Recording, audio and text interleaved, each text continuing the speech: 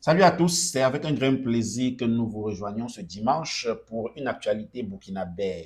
On dit burkinabèse ou burkinabé. Ok. Donc, pour une activité burkinabé. Une activité burkinabé, une. Donc, au féminin, burkinabèse. Une activité burkinabé. Ok, d'accord. Bon, on y va. C'est avec un grand plaisir que nous vous rejoignons ce dimanche pour l'actualité burkinabé. On va parler d'Ibrahim Traoré. Vous savez, quand un président est très bon, quand il travaille très bien, il faut bien qu'on parle de lui. Hein? On y va, on va vous faire suivre un certain documentaire, un certain reportage, et on va décrypter le reportage ensemble pour que vous compreniez l'écart qu'il y a, le fossé qu'il y a entre la gouvernance d'Ibrahim Traoré et la gouvernance du président qui est dans votre pays actuellement. Ça peut être n'importe quel pays. Pour les Africains, là, n'importe quel pays, même le Cameroun. Hein? D'accord, on y va. On va y aller, on y va. Écoutez.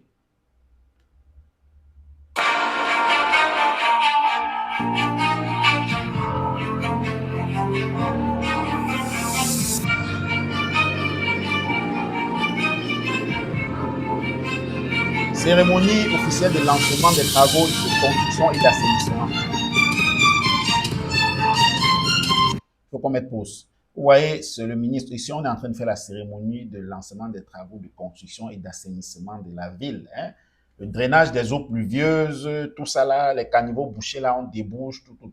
Dans certains pays, vert, rouge et quelque chose, une autre couleur là, on fait le lancement de quoi? La station de moto, garage des motos taximènes, où ça là. Bref, on va revenir dessus. Hein? On continue d'abord la vidéo.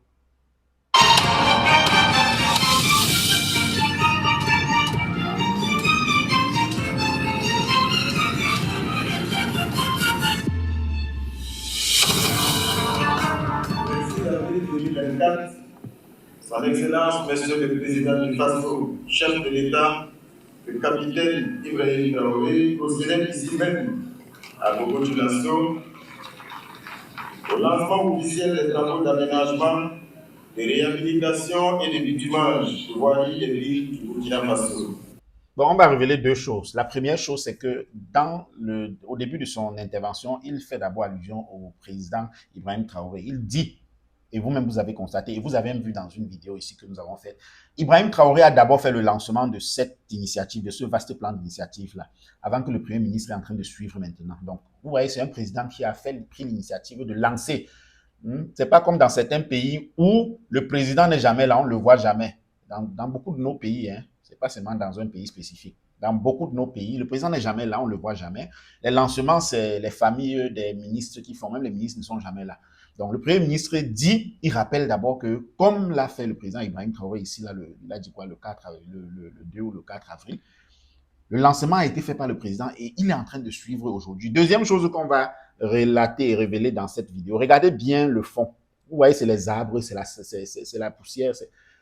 Il n'est pas allé d'abord, vous voyez, premièrement, il n'est pas allé déployer un arsenal, tout un arsenal parce que le ministre arrive, il faut qu'on déploie, on met les tapis rouges, on met ci, on met ça, ce qui coûte des millions et ce qui peut donner de l'emploi au Burkinabé. Non, il est allé directement comme ça, avec la poussière telle que vous voyez. Il est habillé en t-shirt, en polo. Je suis sûr que s'il a garé les voitures là-bas, c'est autre deux voitures. Donc le carburant qui est passé là, il y a de l'économie dedans. Hein? Pas comme dans certains pays où le Premier ministre se déplace. Non seulement on bloque toutes, je dis bien toutes les voies principales du pays, ce qui paralyse l'économie. On fait brûler au moins 15 voitures le carburant, les grosses cylindrées, donc le carburant d'au moins 800 000 francs. C'est même pour la descente sur le terrain. Ça, c'est 800 000 francs effectifs, sans compter maintenant le budget, parce que pour budgétiser, généralement, ils disent même 6 millions de carburant. Donc, tout ça, et après, on peut louer les tapis rouges et tout ce qui va faire les solennités, les décorations, blablabla, tout ça là, peut-être 500 millions. Ça, c'est pour faire un lancement d'une station de moto-taximan, pour garer les moto-taximans. Bon, ça, c'est un exemple. Il y a beaucoup d'exemples dans vos pays. On continue avec le discours du Premier ministre. C'est avec une joie immense que je me retrouve aujourd'hui dans la belle cité de Siam, un an après, pour le lancement officiel des travaux de construction des ouvrages d'assainissement et de drainage des eaux pluviales dans les villes de Bobo Dioulasso, de Kaya et de Boyembian. La bonne lecture de cet enchaînement d'investissements est la volonté affichée du gouvernement de donner à cette ville tous ses attributs de capital économique et culturel de notre pays. Mesdames et messieurs, distingués invités, selon l'Institut national de la statistique et de la démographie, le taux d'urbanisation du Burkina Faso a été estimé à 25% en 2012 et pourrait atteindre 35% à l'horizon 2026. 25% le taux d'urbanisation du Burkina Faso, 25% en 2012 et pourrait atteindre 35% à l'horizon 2026. Ibrahim Traoré a pris le pouvoir en 2023, fin 2023, je pense bien, si ma mémoire est bonne. Et il dit horizon 2026. Donc, disons, il a pris en 2023, fin 2023, ça veut dire 2024. Donc, il a 2024, il a 2025, et à l'horizon 2026, c'est son horizon. 2 ans. Hein? Vous voyez? De 25% à 35% en 2 ans. Dans certains pays, on quitte de X à Y en 25 ans. Il y a l'horizon 2035 dans certains nouveaux pays.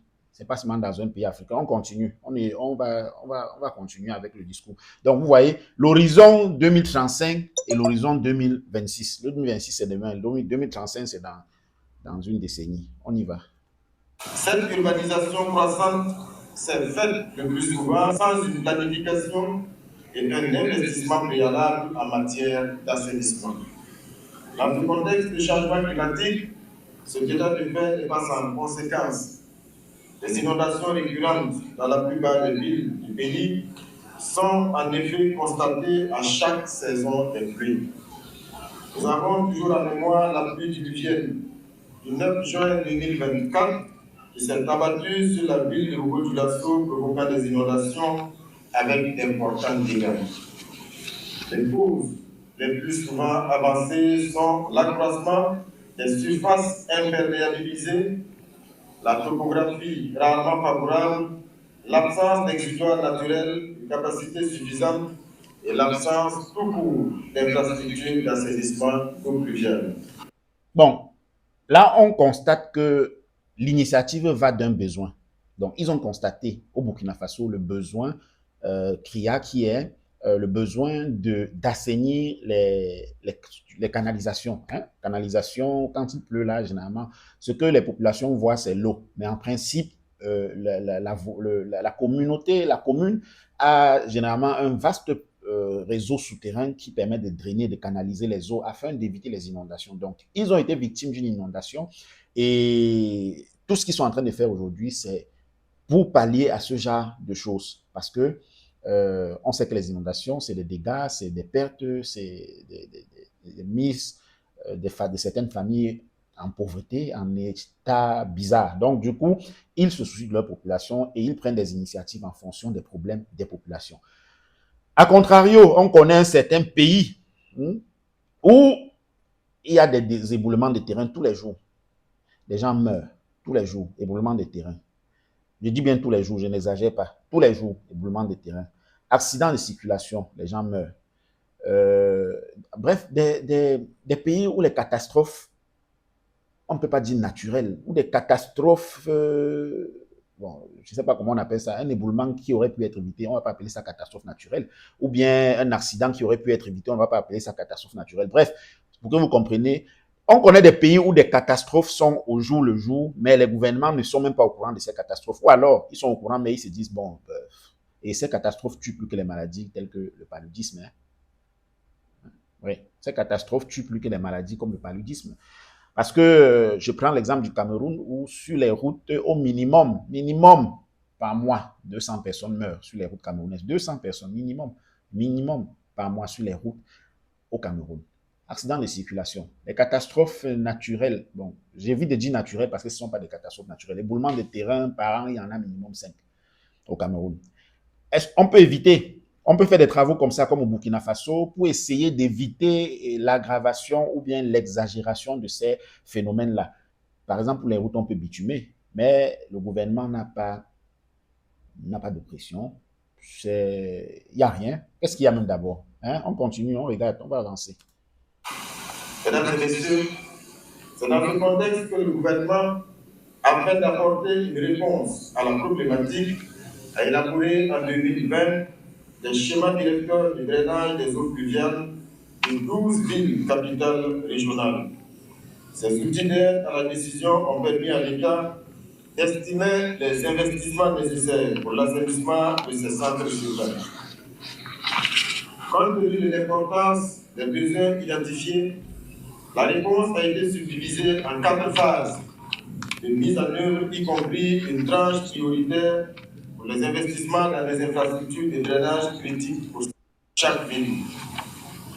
Dans le cadre de la mise en œuvre du plan d'action pour la stabilisation et le développement, le gouvernement a inscrit la réalisation de la tranche prioritaire des travaux de construction d'ouvrages d'assainissement et de drainage des eaux pluviales dans les villes de Bobo-Dioulasso, Kaya et Wanyubian.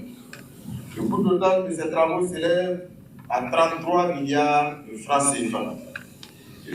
33 milliards de francs CFA.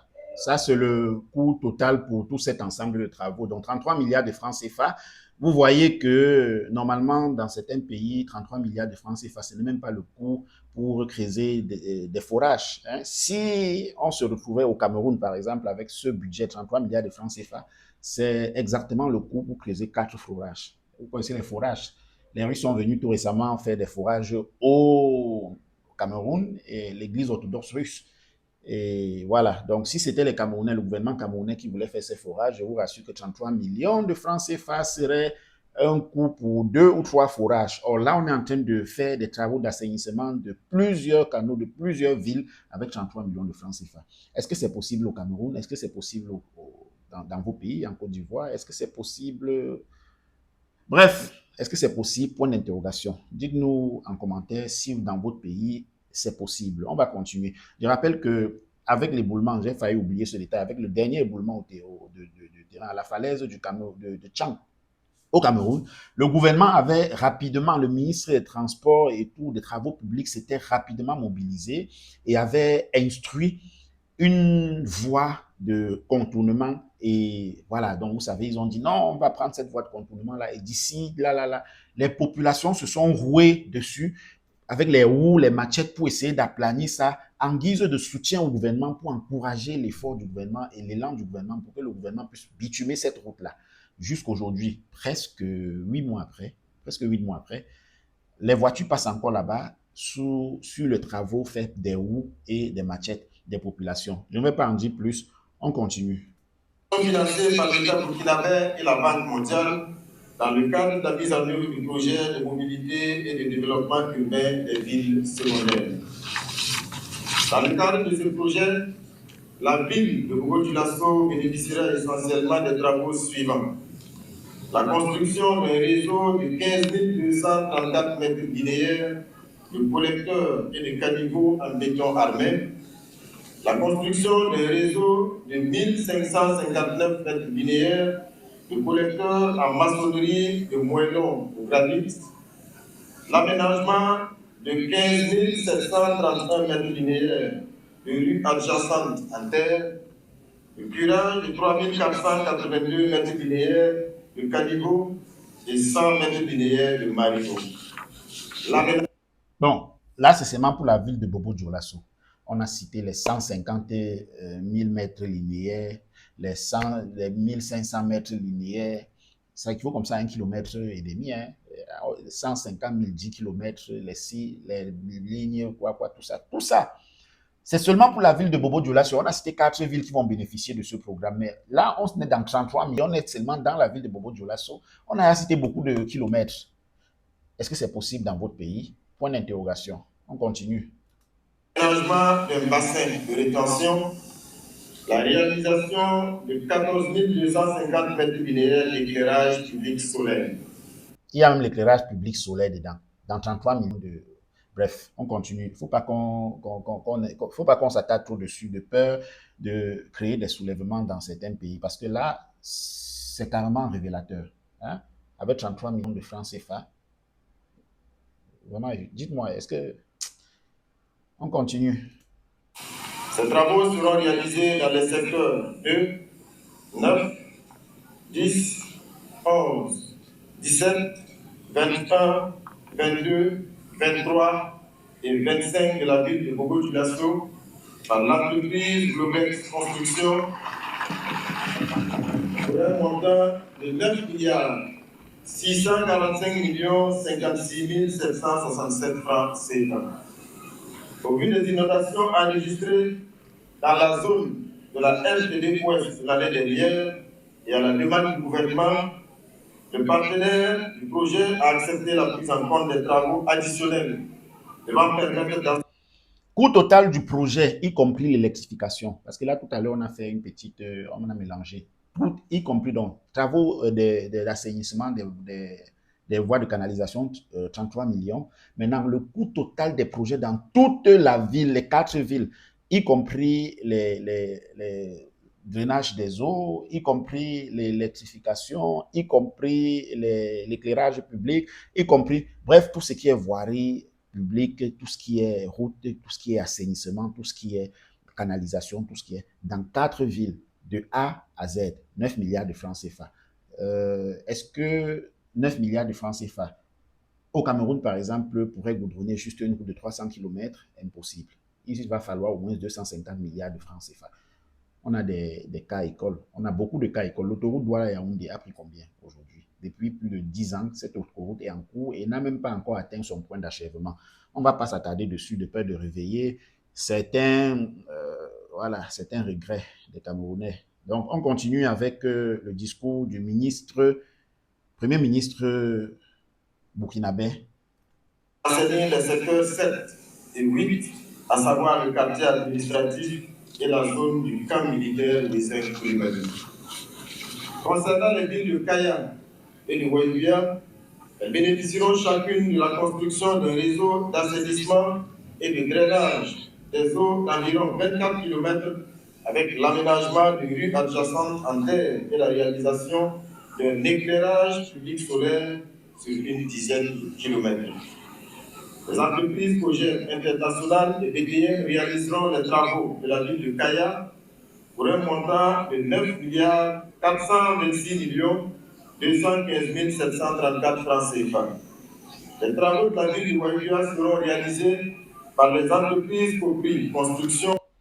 Deuxième secteur, avec 4 points également, avec 9 milliards de francs CFA. Tout ça, ça fait 18 milliards pour 8 secteurs du Burkina Faso, donc la ville de Bobo-Dioulasso et 4 autres secteurs, et puis la deuxième ville dont il a prononcé 4 autres secteurs, ça fait 18 milliards de francs CFA pour construire et embellir, rendre la vie facile, les drainages d'eau, le quotidien des populations, l'éclairage, tout ça, là, 18 milliards de francs CFA. Je sais qu'au Cameroun, les derniers édifices qui ont été construits, c'est quoi? I Love Cameroun, I Love Yaoundé.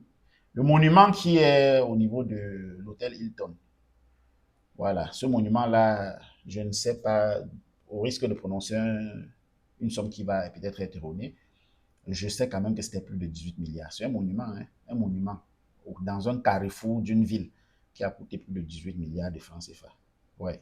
Mais là, on parle d'embellir, d'assainir, d'éclairer, de rendre la vie facile, de faire dans combien de villes? Dans 8 villes d'un pays, à 18 milliards de francs CFA. Allez voir dans vos pays si tout se passe bien, réellement. Hein?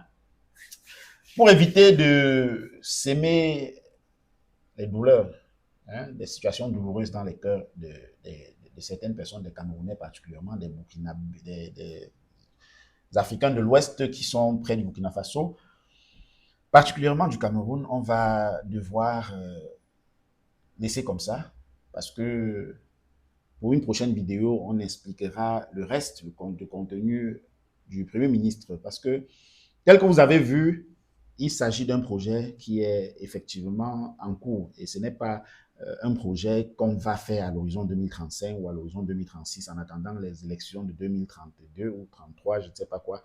Il s'agit d'une concrétisation du gouvernement sur un court délai et avec un budget relativement bas. Dites-nous ce que vous en pensez en commentaire. C'est toujours avec un grand plaisir que nous vous lisons. On va vous dire bon dimanche et à bientôt.